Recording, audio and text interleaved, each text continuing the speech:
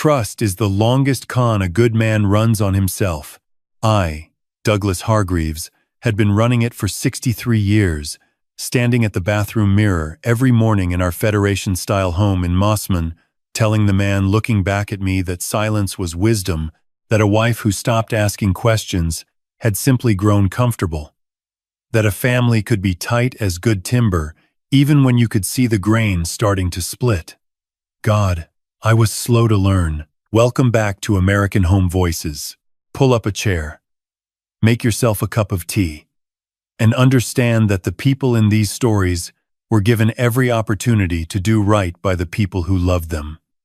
They chose otherwise. Stay with me. You're going to want to hear this one. I hadn't planned to go to my daughter-in-law's wellness center that Thursday morning. That's the detail that still catches me when I replay it. The way a life can turn entirely on something you didn't intend to do. My name is Douglas Hargreaves. I'm 63 years old, retired from 31 years as a civil engineer with a firm out of North Sydney, and the father of one son, Nathan, who is 34, and the grandfather of a girl named Chloe, who was 9 years old when she disappeared. Was. That word still sits wrong in my chest. Even now. I was in the lower North Shore that morning for a routine appointment with my cardiologist on Miller Street. Finished early. My son's wife, Dr.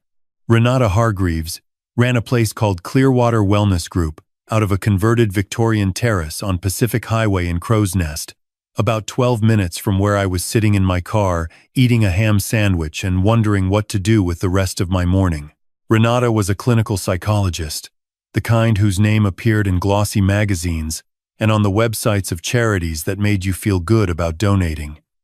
She had a gift for rooms. Every room she walked into seemed to rearrange itself around her, and not in a way that made you feel crowded, in a way that made you feel chosen. I hadn't seen her in 3 days. I hadn't seen my son in 5. Since Chloe had gone missing 11 months ago, the geometry of our family had changed, in ways I was still trying to map. Nathan was held together by medication and routine. Renata was held together by something I had never quite been able to name. I thought, at the time, that it was strength. I know better now. I stopped by, because Nathan had mentioned that Renata had a break in her schedule Thursday mornings. I wanted to drop off a casserole dish I'd borrowed 2 weeks earlier and see if she had any update on the family liaison officer's latest call. That was all. A 10-minute errand. I wasn't going to stay long enough to sit down. The receptionist at Clearwater, a young woman in her late 20s named Shannon, who always wore her hair in a plait over one shoulder, looked up when I pushed through the door and did something I had never seen her face do before. She smiled, and behind the smile, something clenched. The way a person looks when they're deciding very quickly whether to say a thing or swallow it. "Mr. Hargreaves," she said brightly. Too brightly. "Renata's with a client just now." "I know," I said. "I won't disturb her. I just want to leave this in her office. I've been in and out of here a dozen times, Shannon. I know the way."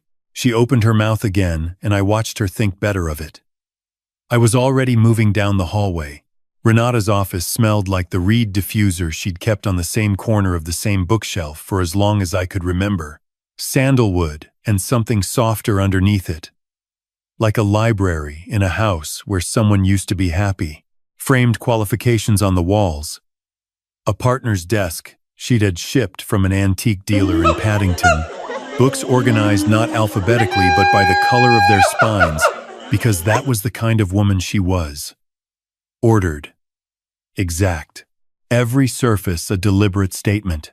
I set the casserole dish on the side table near the door and turned to leave. That's when I saw it.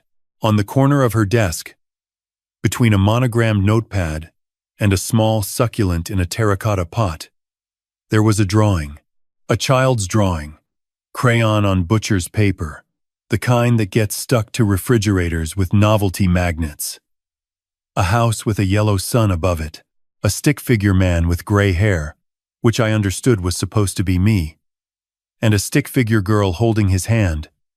and underneath it in careful, uneven letters that I would know in any handwriting, in any condition, on any surface in the world, for Granddad.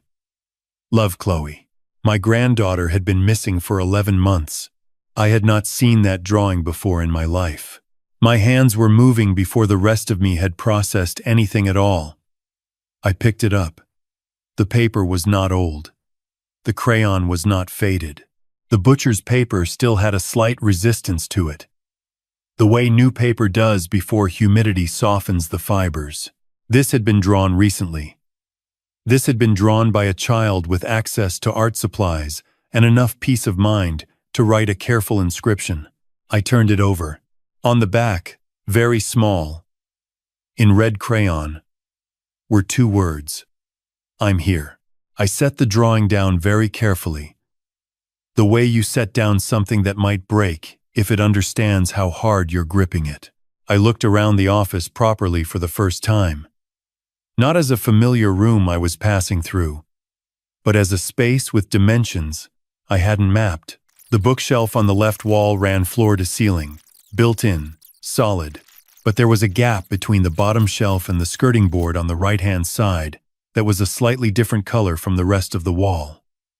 A line, a thin, deliberate line that ran vertically from the floor to the ceiling rose, breaking the plaster exactly where no crack had any business being. I crossed to it. I pressed the edge of the bookshelf with my palm. Nothing. I ran my fingers along the top edge of the second shelf. Behind a framed photograph of Renata receiving some award at a fundraiser, my fingers found a small recessed button, the kind that feels like part of the frame until you know it's there. I pressed it. The bookshelf didn't groan or grind. It moved the way expensive things move. Smooth, hydraulic, almost apologetic. A section roughly a meter wide swung inward. And cool, still air came out of the darkness beyond it. I said her name. I said it the way you say a word when you're not sure it belongs in the real world anymore, quietly. Like a question you're afraid of the answer to. Granddaughter? She was in the far corner of a room about the size of a large walk-in wardrobe. White walls. A folding bed with a floral-fitted sheet. A small desk with a lamp and a stack of workbooks. A shelf with a dozen paperback books and a pair of gumboots I recognized from last Christmas. And my granddaughter, 9 years old, thin in a way that made my jaw lock, wearing a school tracksuit that was now 2 sizes too small, sitting cross-legged on the bed, and staring at me with eyes that were trying very hard to decide whether I was safe. I crossed the room in 3 steps. I held her, and she went absolutely still for a moment. The particular stillness of a child who has forgotten how to receive warmth without checking first whether it will be taken away again. Then she pressed her face into my shoulder and made a sound I will carry with me for whatever years I have left. I've got you, sweetheart, I said. I've got you now. She pulled back and looked at my face. She's going to know I drew it, she whispered. She checks everything in the morning. I hid it last night while she was locking up. She's been checking on you herself? Mostly. Sometimes the man comes. What man? She thought about it. She calls him the coordinator. I don't know his real name. He has a tattoo of a bird on his wrist. He brings food twice a day. He doesn't really talk to me. How long have you been in this room, love? She counted in her head, the way children do when months have started to blur together. Since before Easter, she said. She said Mom and Dad sent me here to get better, that I was too anxious for school, that this was a program to help me. She looked at me steadily. I knew that wasn't true after about a week, she said. But I didn't know what to do. 9 years old. My granddaughter was 9 years old and had spent 11 months working out that she'd been lied to, and then quietly, methodically, waited for a moment to leave a message for someone who might come. I've got her drawing in a frame in my hallway now. I look at it every morning. Here's what we're going to do, I said. I kept my voice the way I used to keep it on job sites when something structural had gone wrong and I needed the crew calm before they were safe, even low. No room for panic in it. You're coming with me right now. You're not going to speak to anyone until we're in the car. Can you do that? She nodded once and stood up and slipped her feet into a pair of canvas shoes by the bed. Ready, she said. I walked her out through the office. I pulled the bookshelf back into place behind us. I let the room look exactly as it had when I arrived. I picked up the casserole dish from the side table because I needed something normal in my hands. When we came down the hallway past reception, Shannon looked up, and her face went through 6 emotions in the space of 2 seconds. Chloe kept her head down. Shannon said, very quietly, "Have a good morning, Mr. Hargreaves." The way a person speaks when they are hoping you understand they didn't have a choice. I looked at her long enough to communicate that we would be having a different conversation very soon. Then I smiled pleasantly and walked my granddaughter through the front door. I put Chloe in the passenger seat of my Peugeot on Pacific Highway at 10:47 on a Thursday morning. She sat with her hands folded in her lap and watched Crow's Nest slide past the window as I drove south. And she didn't say anything for about 4 minutes. Then she said, "Is Dad okay? He doesn't know yet." I said, "He'll cry," she said. "Probably. That's okay," she said. "I won't tell him I saw him cry at Easter last year." I didn't trust myself to respond to that. I didn't call the police. I didn't call Nathan. I needed 20 minutes alone with my thoughts before I involved anyone else, because I had already understood, in the cold water clarity of a 63-year-old man who has spent 3 decades making sure things don't fall down, that the manner in which this was handled in the next 72 hours would determine whether Renata answered for all of it, or slipped through a gap in the process. I had watched enough coronial inquiries in my professional life to know that the first 30 seconds of official involvement sets the shape of everything that follows. I took Chloe to my home in Mosman. I made her 2 Vegemite and cheese toasties and a glass of cold milk because I didn't know what else to do with my hands. She ate with the focused efficiency of a child who had learned not to leave food on the plate. Then she fell asleep on my couch under the blue throw blanket my wife Margaret had knitted before she passed.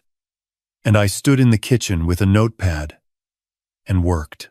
I am an engineer by training. Engineers do not make lists of feelings. We make lists of problems, load-bearing questions, variables, and failure points. I applied that methodology to my daughter-in-law. What I knew. Renata had been keeping Chloe in a concealed room at her wellness center for approximately 11 months. She had reported to police, to family, to the media, and to my son that Chloe was missing, abducted, gone. She had sat with Nathan at a press conference in the Mosman police station community room and wept on camera and said, "We just want our little girl home safe." I had watched that press conference. I had held my son's hand afterward in the car park. What I didn't know yet. Why? Who else was involved? And how wide the operation ran. I began with the Clearwater Foundation, the charitable arm of Renata's practice that she'd established 5 years into her career. I had attended its annual gala twice at a function center in Neutral Bay. I had written a check for $3,000 at the first one. Feeling rightfully proud of my daughter-in-law and her commitment to children's mental health services in under-resourced communities, she had kissed my cheek and called me the most generous father-in-law in Sydney. And I had, God help me, glowed. I opened my laptop. I searched the Australian Charities and Not-for-Profits Commission Register. Clearwater Foundation. Registered in New South Wales, with 3 directors listed. Renata, a solicitor I had met once at the gala, whose name I now looked up and found attached to 2 dissolved companies in Queensland, and a man named Marcus Trell. I didn't know a Marcus Trell. I searched the name. Marcus Trell ran a logistics consultancy registered in the Northern Territory with a listed address that mapped, when I checked it on satellite view, to a serviced office complex in Palmerston that rented hot desks by the month. He was also a co-signatory on a subsidiary account attached to the foundation called Pathway Child Wellbeing Services. Pathway. Child. Well-being. I leaned back in my chair. I went back to what Chloe had told me. The man with the bird tattoo who brought food twice a day and said very little. The coordinator. I wrote those words down and circled them and drew a line to Marcus Trell's name. My phone was in my right hand, and I was already composing a message in my head to Detective Senior Constable Andrea Flores, the family liaison officer who had worked Chloe's disappearance since the beginning. But I stopped. I had to stop. Because I knew what happened if I called Andrea right now. Andrea was thorough, professional, and worked within a framework that required disclosure, warrants, oversight, all of which were right and necessary, none of which moved fast enough if Marcus Trell had his phone set to a particular kind of alert. I needed more before I handed it over. Not to hurt Renata myself. I am not that kind of man, and I am too old and too tired for that kind of energy.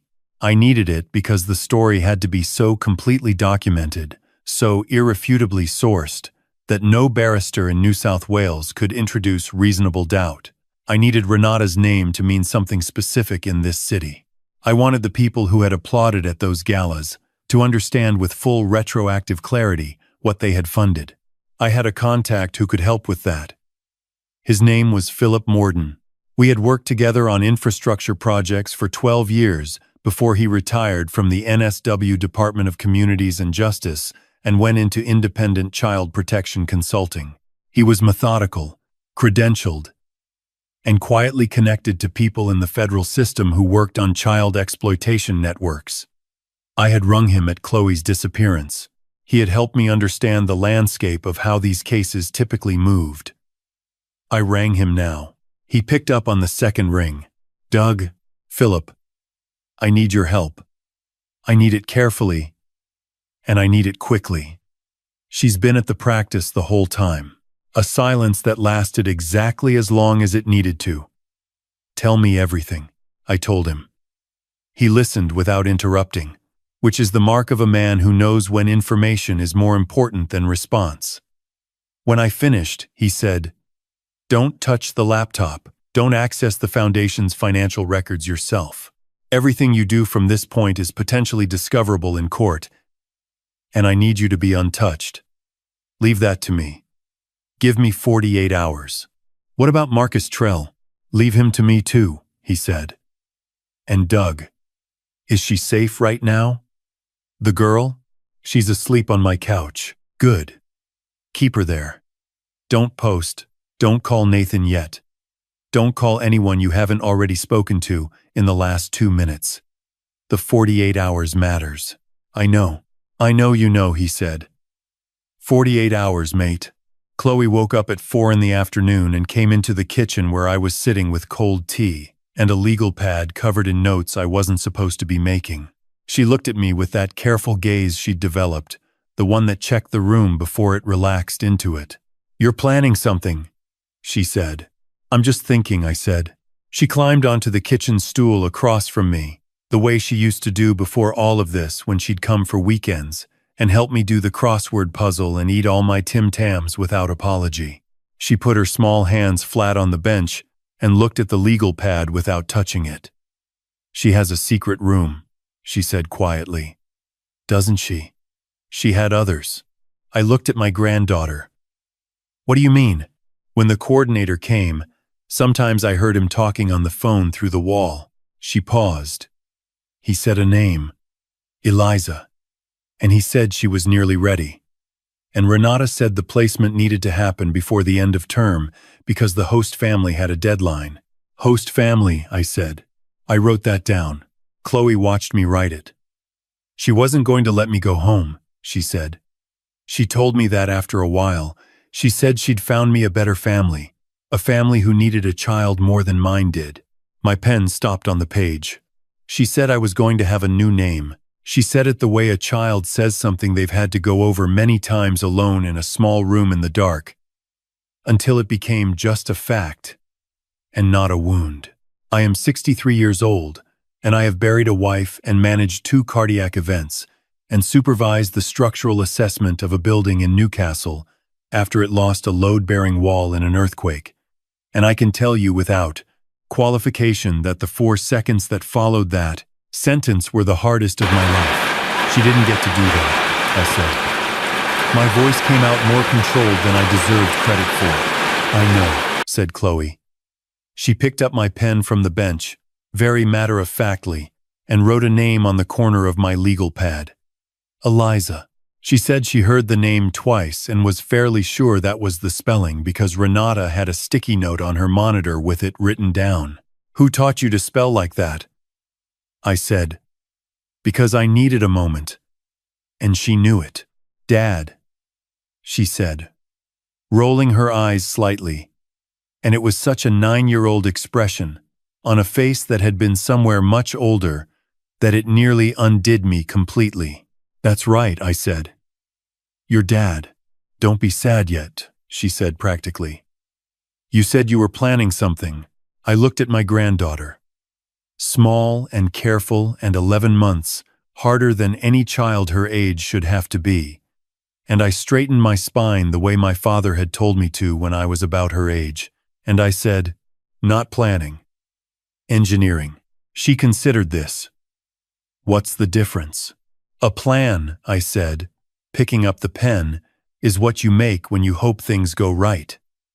Engineering is what you build when you make sure they can't go wrong. She nodded slowly, as though filing that away. Then she said, good. Because she's very clever, Granddad. Don't underestimate her. 63 years old. Sitting in my kitchen in Mossman, with a child who had been taken from her family, and had still thought to leave me a drawing with a message on the back. Some kinds of courage don't come from size. Philip Morden took 44 hours. Not 48. He rang me on a Saturday morning while I was making porridge and told me in the measured language of a man who has seen the worst of what adults do to children professionally for 30 years that what he'd uncovered in those 44 hours was among the most methodically organized exploitation of child welfare systems he had seen in a private practice context in New South Wales. The Clearwater Foundation had processed just over $1.8 million in charitable donations over 4 years.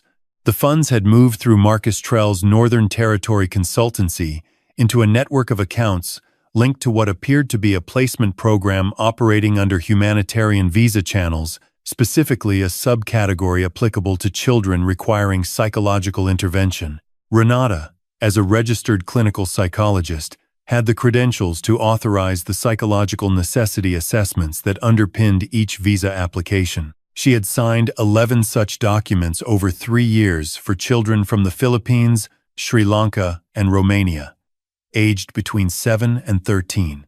Each child had been placed with a host family in Australia.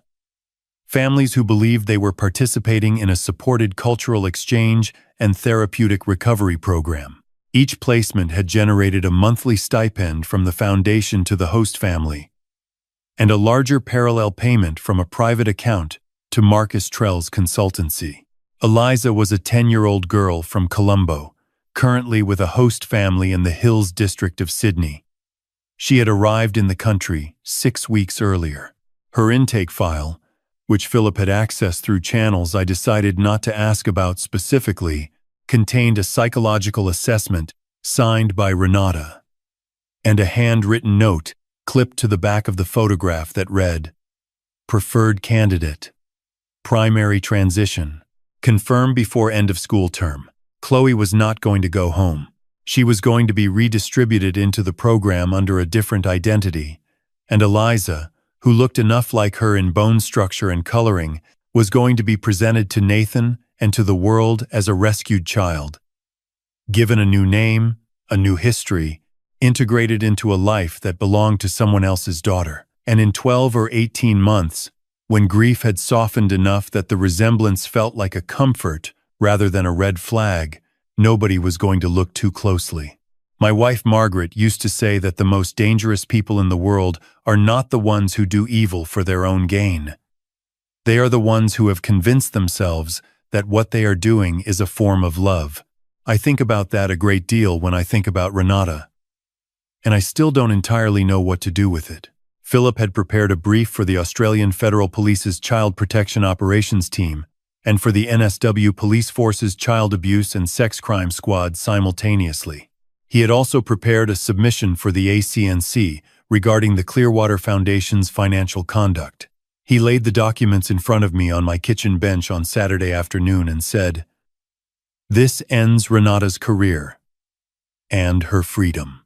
It potentially ends Marcus Trell's operation in 3 states. But Doug, it only stays clean if you let the process run from here. No shortcuts, no calls to journalists, no press. Let the investigation develop without contamination." I looked at the documents. I looked at the photograph of Chloe on my refrigerator that I'd put up 11 months ago and refused to take down. "And the other children?" I said. He held my gaze. "Every single one is in the brief." "Then," I said, "you have my full cooperation." He nodded. "The referral goes in today. I want one thing from you first, Philip." He waited. "Nathan hears it from me before anyone else. Not from a liaison officer. Not from a brief. Not from a news alert. From me. In person. Today." Philip thought about this for a moment. He nodded. "You have until tonight." I drove to Nathan's house in Balmain at 2 in the afternoon. He answered the door looking like a man who had been doing the work of staying upright for 11 months purely by deciding every morning that he had no other choice. When he saw my face, he went very still. I took his arm. I walked him inside. I sat him down. "She's alive," I said. "She's safe. She's at my house right now." He made a sound I don't have words for. I told him everything. I let him have all of it. The pen, the bookshelf, the room, the drawing, the 44 hours, Philip's brief, all of it. I didn't soften the parts about Renata. He deserved the full weight of the truth from someone who loved him rather than a redacted summary from a system that didn't know his face. He cried. He cried the way men cry when they've been holding something for 11 months and someone finally tells them they're allowed to put it down. Then he said, "Can I see her?" "She's waiting for you," I said. He drove to Mosman. I followed. I sat on the back steps of my house and listened to the sound of my son finding his daughter on the other side of the kitchen door. And I looked out at the harbor and thought about my wife, Margaret, who had died 4 years before any of this and who had, in her characteristic way, understood Renata in ways I was only now beginning to catch up to. She used to say, "Douglas, that woman performs warmth. She doesn't feel it." I had told her she was being unkind. I owe her an apology, across whatever distance separates us. The AFP executed warrants on the Clearwater Wellness Group and on Marcus Trell's registered address in Parramatta on the following Tuesday morning. Shannon, the receptionist, had agreed to cooperate with investigators and provided a witness statement that proved critical to establishing the timeline of Chloe's confinement. She told investigators she had been told by Renata that Chloe was a patient in a voluntary residential program and that the family had consented. When she had begun to suspect otherwise, she said she didn't know who to tell, or whether anyone would believe her over a registered psychologist. I don't blame Shannon. I believe her. The power that people like Renata construct around themselves is specifically designed to make the people nearest to the truth feel least entitled to name it. Eliza was located at the Hills District host family's home on the same Tuesday. The family had no knowledge of the criminal nature of the arrangement. They were, by all accounts, genuinely distressed and fully cooperative. Eliza was assessed by independent child protection workers and placed in temporary protective care, while the Sri Lankan consulate was notified and repatriation proceedings began. I later learned that she went home to her mother in Colombo 14 weeks after her removal. I know because Philip told me. And because I sent a contribution through the appropriate international channels to cover a portion of the support costs for her transition. All 11 children connected to the Foundation's placement program were located within 5 days. Every single one. The story was on the ABC website within 6 hours of the warrants being executed.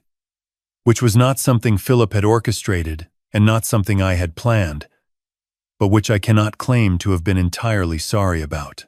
By that evening, it was the most discussed news item in New South Wales. By the end of the week, it had been picked up nationally. Photographs of Renata taken at her own foundation galas were being circulated with a different tone than the one she had intended when she'd smiled for them. She had wanted her name associated with children's well-being. She got her name on a federal indictment instead. I visited her once, 6 weeks after the arrest, at the Silverwater Women's Correctional Center. I want to be honest about why I went. It was not for closure, which I think is a word we use when we mean something too complicated to name accurately. It was because I had spent 63 years being a man who finishes things properly, and this was not finished until I had looked at her directly and made sure she understood what she had built and what it had cost. She was thinner. The particular deflation of a person whose identity was constructed entirely from other people's regard. Without the room, the degrees on the wall, the soft lighting and the sandalwood diffuser, she looked approximately the size of the damage she had actually done. She sat across the glass and looked at me with eyes that had worked through several emotional registers and arrived finally at something cold and precise. "You went to great lengths," she said. "I went to the lengths the situation required," I said. She studied me. "You know, Nathan will never understand this fully. He'll spend years trying to find a reason that makes sense of it." I looked at her steadily. "Nathan is going to be fine," I said. "Chloe is going to be fine, and the 11 other children whose lives you treated as resources are going to have the best outcomes that people who care about them can provide. I want you to sit with that last part." She opened her mouth. "I'm not finished," I said pleasantly. "I drove down here this morning past the Clearwater building. New tenants, a GP practice apparently, and a physiotherapist. The bookshelf is gone. Structurally, the wall is completely sound. I checked with the new leaseholder. I did that because I'm an engineer, and I wanted to be sure the load-bearing elements were intact. I stood up and put my chair back under the table, but I also wanted to see the room empty." She watched me, without speaking. "You spent 5 years and $1.8 million telling this city that you cared about vulnerable children," I said. "I hope that one day you understand the full weight of that irony. I suspect you won't, but I've met your daughter, the real one, and she is going to spend the rest of her life being exactly the person you are not. I intend to make sure of that personally." I walked to the door. "Douglas," her voice behind me. I stopped. "You found her by accident," she said. "You know that. If you hadn't stopped by that morning." "I found her because she wanted to be found," I said. "She drew me a picture, Renata. A child you kept in a room for 11 months drew me a picture and hid a message on the back of it because she knew, eventually, someone who loved her would come. She turned my back into an instinct. That is not an accident. That is the consequence of underestimating the people who love well." I let the door close behind me. She received 18 years. Marcus Trell received 11 years with a non-parole period of 7. Shannon, the receptionist, received a good behavior bond and was referred to a victim support program. All 11 children received full consular and government support. Eliza went home to Colombo. I know because I have a photograph on my refrigerator now, next to Chloe's drawing, of a little girl in a school uniform holding a certificate for something I can't read because it's in Sinhala, which I intend to learn enough of to understand. Chloe started back at school 8 weeks after she came home. Her teacher rang me on the 3rd Friday to say that Chloe had given a talk in class about something she was proud of. Unprompted. She said she was proud of her grandfather, who had come to find her. I don't know what to do with a sentence like that except try to deserve it. A journalist from the Sydney Morning Herald rang me 4 months after the sentencing to ask whether I considered myself a hero. I told her I considered myself an engineer who finally looked properly at a structure he should have assessed years earlier. She published that. I got letters about it for 3 months. Most of them were from grandparents. I'm not telling this story because I did something extraordinary. I'm telling it because Chloe did. A 9-year-old child in a locked room chose patience over panic, used the materials she had, and trusted that love would eventually walk through the right door. That is not something I taught her. That is something she arrived at entirely on her own. What I want you to take from this, and I mean this plainly, because I am 63 years old, and too old for anything but plain speech, is this. Trust is not the same as loyalty, and presence is not the same as safety. The people who harm children most are often the ones who have built the most convincing architecture of care around themselves. Credentials, reputation, community standing. These are not evidence of character. They are the display. The character is what you find when the bookshelf moves. Pay attention to the children in your life. Not to whether they are fed and clothed and enrolled and achieving, to whether they feel safe enough to tell you when something is wrong. A child who knows they can come to you is a child who knows where the door is. That knowledge is the single most protective factor in the literature on child safety. And I say that not as a researcher, but as a grandfather who found out the hard way that I had not made it clear enough, early enough, that I was the kind of person Chloe could come to. She came to me anyway. She did the work herself. I am not going to spend the rest of my life being grateful enough for that. Pay attention to the people around the children in your life, the ones who manage access, who control information, who seem always to be the filter between the child and the rest of the world. Ask the quiet questions. Trust the quiet discomfort in your chest before it becomes a certainty. And if you are ever sitting in a familiar room and something doesn't look quite right, and you have the choice between accepting the familiar explanation and pressing on that incongruity just a little further, press on it. I pressed on a bookshelf. That's all it took. If this story stayed with you, please subscribe to American Home Voices. Leave a comment below and share it with someone you trust. These stories are not easy to tell or easy to hear, but the easiest thing in the world is to look away. And we have all seen enough of where that leads.